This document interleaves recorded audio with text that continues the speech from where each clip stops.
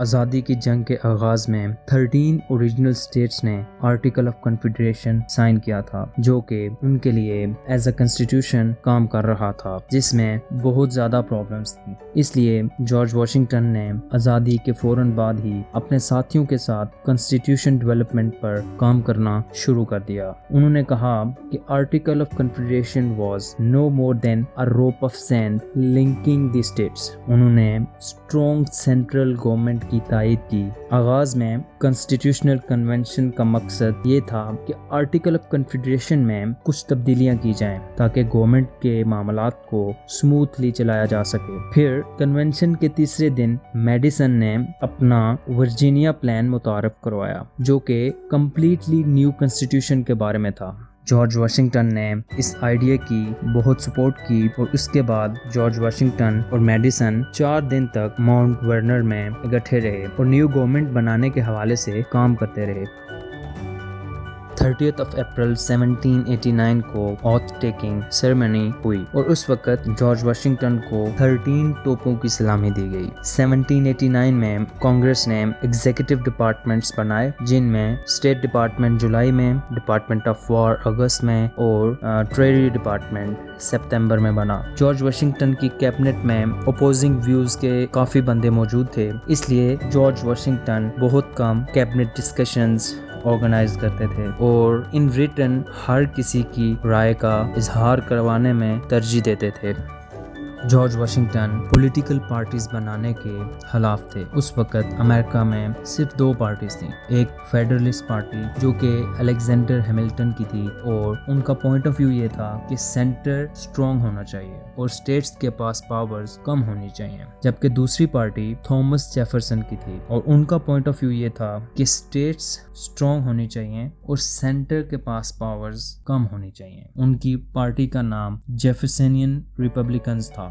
George Washington federalist party کی fever میں تھے۔ جارج واشنگٹن نے 26 نومبر کو تھینکس گیونگ ڈے بنایا، جس کا مقصد نیشنل یونٹی کو مضبوط کرنا تھا۔ وہ اس دن روزہ رکھتے تھے اور لوگوں کو کھانا کھلاتے تھے، ان کو شراب بھی دیتے تھے اور ان کا کہنا یہ تھا کہ ہم کو اپنے خدا کی نعمتوں کا شکر ادا کرنا چاہیے۔ As a president George Washington کا پہلا ٹرم اکانومی سے ریلیٹڈ مسائل کو حل کرنے میں ہی لگا۔ جب نیشنل بینک بنانے کی باری آئی تو ہیملٹن اور جیفرسن آپس میں لڑ پڑے۔ ہیملٹن کا خیال یہ تھا ہم اگر اس وقت فورن لون لے لیں اپنی اکانومی کو کافی حد تک سٹیبل کر سکتے ہیں، جبکہ جیفرسن اس کے بالکل مخالف تھے۔ آخرکار جیفرسن نے 1793 میں ریزائن کر دیا۔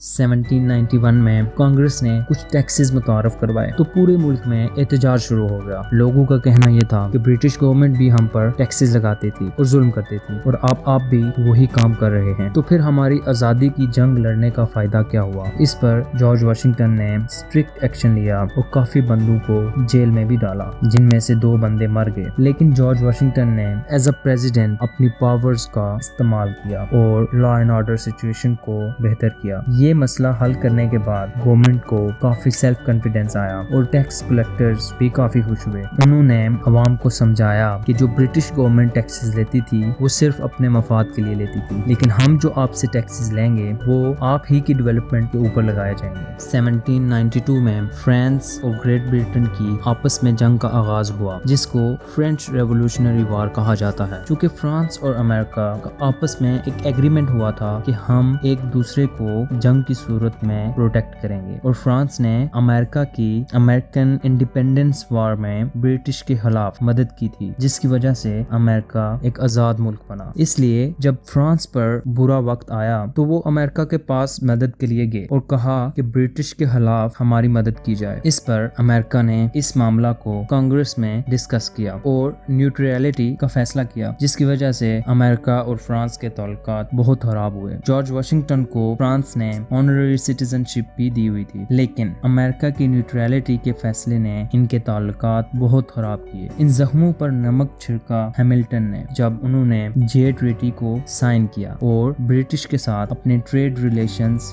بحال کر دیے۔ امریکہ اس وقت جنگ کی طرف بالکل نہیں جانا چاہتا تھا کیونکہ ان کی حالت بہت خراب تھی، اس لیے انہوں نے وعدہ توڑ دیا اور اس پر جیفرسن نے کہا کہ ہم نے جنگ سے بچنے کے بجائے ایک قسم کی فرانس کے ساتھ جنگ کو دعوت دے دی ہے کیونکہ فرینچ امریکن شپس کو سیز کر رہے تھے۔ جارج واشنگٹن فرسٹ ٹرم کے بعد ریٹائر ہونا چاہتے تھے لیکن ان کے بہت سارے ساتھیوں نے ان کو ایسا کرنے سے منع کیا اور سیکنڈ ٹرم بھی مکمل کرنے کو کہا۔ اس طرح فیب 13 1793 کو جارج واشنگٹن دوبارہ پریزیڈنٹ بنے اور جان ایڈم دوبارہ سے وائس پریزیڈنٹ بن گئے۔ اپریل 22 1793 میں فرینچ ریولوشن کے دوران جارج واشنگٹن نے نیوٹرلٹی پروکلمیشن ایشو کیا جس میں انہوں نے امریکہ کو انٹرنیشنل کنفلکٹس میں انٹروین کرنے سے منع کیا۔ 1796 میں جارج واشنگٹن کو تھرڈ ٹرم کرنے کی بھی دعوت دی گئی لیکن انہوں نے منع کر دیا اور کہا کہ یہ بہت برا امپریشن پڑے گا۔ مارچ 1797 کو جارج واشنگٹن ریٹائر ہو گئے اور اپنے گھر ماؤنٹ ورنر میں پلانٹیشن اور بزنس انٹرسٹ میں اپنی باقی زندگی گزارنے کا فیصلہ کیا۔ جارج واشنگٹن فرانس کے مسئلے کے حوالے سے کافی پریشان تھے، اس لیے انہوں نے سیکرٹری آف وار کو لیٹر لکھا اور آرمی کو ریڈی اور آرگنائز رکھنے کا کہا۔ حالات کافی خراب تھے اور جان ایڈم اس وقت امریکہ کے پریزیڈنٹ تھے۔ انہوں نے جارج واشنگٹن سے ڈسکس کیے بغیر ان کو کمانڈر ان چیف بنا دیا۔ جارج واشنگٹن اس وقت انکار نہیں کر سکے کیونکہ امریکہ کو ان کی ضرورت تھی اور انہوں نے ایز اے کمانڈنگ جنرل 13 جولائی 1798 سے لے کر انٹل ڈیتھ تک سرو کیا۔ ان کی وفات دسمبر 14 1799 کو ہوئی اور ان کو امریکہ کا فاؤنڈنگ فادر کہا جاتا ہے۔